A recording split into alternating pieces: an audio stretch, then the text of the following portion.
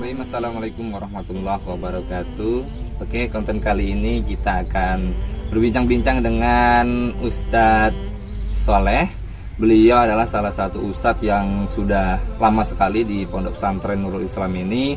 Jadi kita ingin tahu sejarah Pondok Pesantren Nurul Islam ini dari zaman dulu tadi ya, dari zaman dulu sampai sekarang. Jadi beliau akan ceritakan, insya Allah bisa memberikan kita informasi pesantren Nurul Islam dulu itu seperti apa dan sekarang itu seperti apa.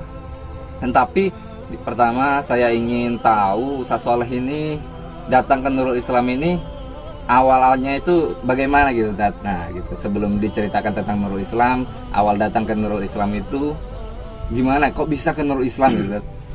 Jadi gini, awal Nurul Islam itu pertama kali ada di RT 11, ya kan, di RT 11, dan pada tahun 99 2000, nah itu dipindah ke Mekarsari ini di RT 04.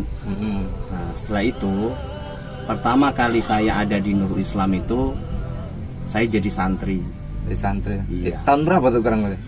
Saya jadi santri itu 2001. 2001. Nah, 2001 jadi santri, ya yang pengajarnya ya Abah, Bu Iha, nah, itu jadi tim pengajarnya.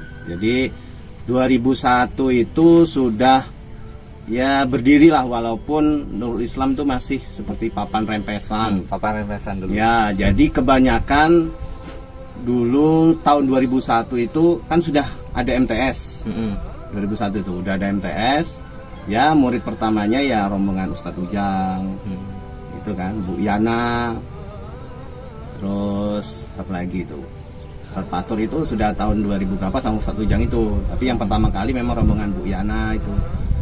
Nah di sini ketika saya ikut mengaji itu posisinya saya masih SMA, masih SMA kelas 1, kelas 2, baru 2003 saya pas posisinya sudah kelas 3 SMA itu disuruh menjadi tim pengajar. Ditarik sementara jadi guru. Di Nurul Islam ini sebagai guru PJOK atau Penjas.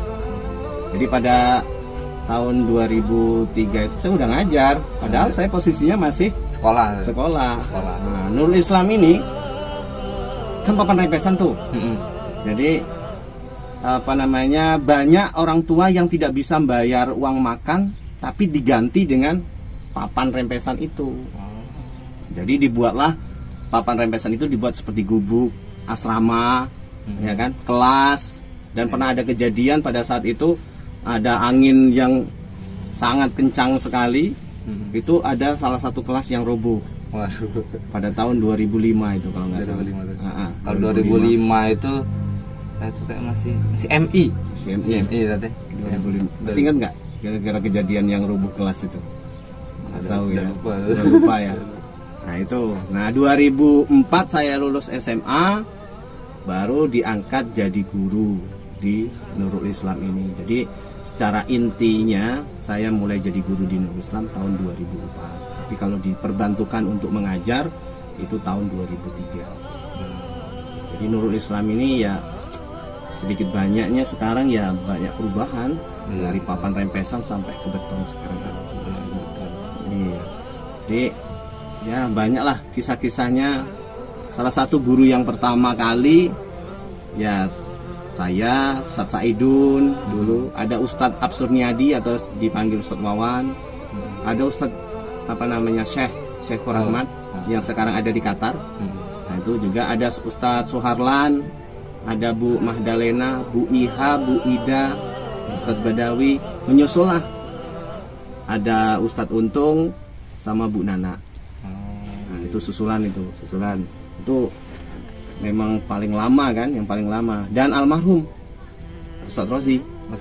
Ya, almarhum Ustadz Rozi ini beliaulah yang salah satu pada saat itu guru yang paling tegas masalah hukuman, masalah apapun, administrasi sekolah, semua ada di almarhum Ustadz Rozi tersebut. Jadi itulah yang kisahnya sampai sekarang. Kalau dilihat Nurul Islam ini perkembangannya sangat pesat. Dulu ketika nyari siswa itu ke SD. Jadi pas dapat tahun 2005 itu kan dapat bantuan mobil tuh, mobil EPV. Nah itu pergi ke SD, nyebarin brosur kemana-mana, SD 1, SD 2, SD 3, SD 2 sosialisasi gitu ya? Ya sosialisasi, saya sebagai tim juru bicara, Ustadz Badawinya sebagai penyosialisasinya. Jadi Ustadz Badawi yang ngasih tahu semua. Pokoknya perjuangan kami, bahkan di Lubuk Harjo itu pernah mobil itu terbenam, jadi berdorong-dorongan dulu, ya, berdorong-dorongan sampai belepotan semua baju. Itu perjuangan demi Nurul Islam. Sekarang ya alhamdulillah nilai siswanya sangat banyak dan tahun ini yang luar biasa. Kalau itu Tato, kesan-kesannya kalau sekarang nih di Nurul Islam itu udah gimana sih rasanya dibandingkan dulu gitu? Oh, kalau kesan-kesannya itu pasti ada suka dukanya ya. Sukanya alhamdulillah kita masih berkumpul, bisa silaturahmi sama guru. Duka-dukanya juga banyak sekali kejadian-kejadian, peristiwa. Dulu banyak di Nurul Islam ini ada hal-hal yang sifatnya gaib, mistik dan sebagainya. Itu ada pastinya karena baru pembukaan pesantren pada tahun 2000-an itu. Jadi banyak sekali lah. Terus yang pasti masalah upahnya. Nah, upah ya. Masalah gajinya. Masalah gaji. Ya tidak dimungkiri lah. Ustadz dulu pertama dapat gaji jadi guru penjaskes itu karena ngajar 3 kelas pertama kali ya. Pertama kali itu 24.000. Nah, bayangkan 24.000. Luar biasa. Luar biasa 24.000. Jadi naik dari tahun 2003 ke 2004 barulah naik itu. Jadi 24 jadi 64.000.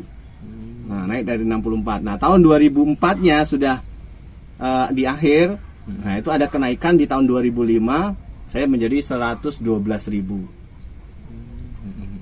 Nah, disitulah saya mulai jadi di pondok. Nah, dipercaya pada tahun 2005 itu jadi waka kesiswaan.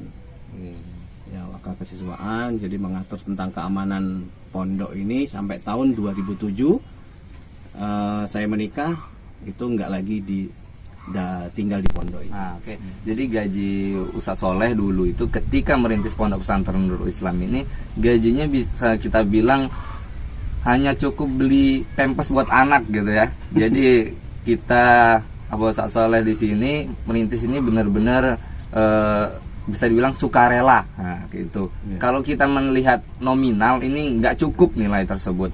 Jadi nilai misal 120 itu kita lihat nggak bakal cukup gitu tadi ya. Iya. Nah, seperti itu. Jadi gimana tak rasanya ketika mendapatkan gaji sebesar itu, terus untuk ke keluarga tuh gimana gitu? Apa harus buat usaha di luar atau lain sebagainya seperti itu? Nah, jadi saya di Nurul Islam ini pertama kali adalah niatnya ibadah.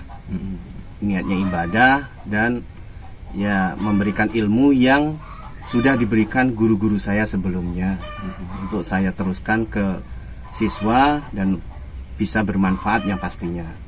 Untuk masalah gaji yang sangat kecil, saya bagaimana caranya? Ya, bagaimana caranya saya itu bisa hidup, bisa menafkahi istri saya? Ya, dengan cara kita berusaha untuk membuat suatu usaha kecil-kecilan pada saat itu. Jadi saya punya usaha lah, ya kan, buat usaha dirintis dari pertama sama istri. Alhamdulillah sekarang usaha itu berjalan lancar dan bisa untuk menunjang kehidupan. Nah, jadi kalau dipikir sampai sekarang pun saya tetap ya ini kan tetap juga pastinya tahu saya di B2. Dan di Bayung ini jarak yang ditempuh kan sangat jauh tuh. Sangat jauh. 55 kilo kan. Kurang lebih kalau perjalanan 60 km per jam itu 1 jam 10 menit sampai 1 jam 15 menit dari B2 ke Bayung itu. Itu bisa ditempuh.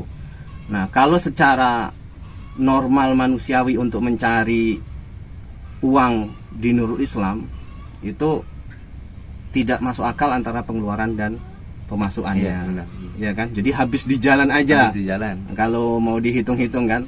Tapi karena kita tadi niatnya lillahi ta'ala dan diniatkan ibadah, jadi ya Allah akan memberikan rezeki yang luar biasa melalui usaha saya yang ada di rumah. Oh iya, Tat. Kalau sekarang gimana nih, misalnya ada pemasukan apa dan sebagainya. Kalau dulu kan memang nominal kita dapat tuh kecil ya, Tat. Nah, kalau sekarang di posisi sekarang kan Nurul Islam udah cukup besar. Nah, apakah gaji itu bisa nambah ataupun ada tunjangan lainnya? Ya, kalau sekarang sudah nambah. Kalau sekarang alhamdulillah sudah nambah. Ada dari dana yayasan, ada dana dari bantuan pemerintah yang berupa GTT tersebut, ya kan? Jadi itu bisa menambah pundi-pundi uang ya yang bisa untuk menunjang selain dari usaha yang ada di rumah. Dan alhamdulillah nominalnya cukup lumayan. Ya, kalau daripada ya kita tahu sendiri pada tahun-tahun sebelumnya kan. Nah, kalau sekarang alhamdulillah udah bagus. Jadi Nurul Islam luar biasa dibandingkan dengan yang lain. Iya. Jadi gini teman-teman, jadi pesannya bahwasanya ketika kita mensyukuri suatu nikmat dari Allah Subhanahu wa taala, Allah akan menambahkan nikmat tersebut. Seperti di ayat Al-Qur'an, fabi ayya ala rabbikum tukadziban. Nikmat manakah yang telah engkau dustakan? Maksudnya Allah Subhanahu wa taala sudah banyak sekali memberikan nikmat kepada kita. Jadi kita harus terus mensyukurinya agar Allah Subhanahu wa taala terus memberikan nikmat kepada kita. Oke? Mungkin cukup sekian bincang-bincang santai dengan Ustaz Soleh.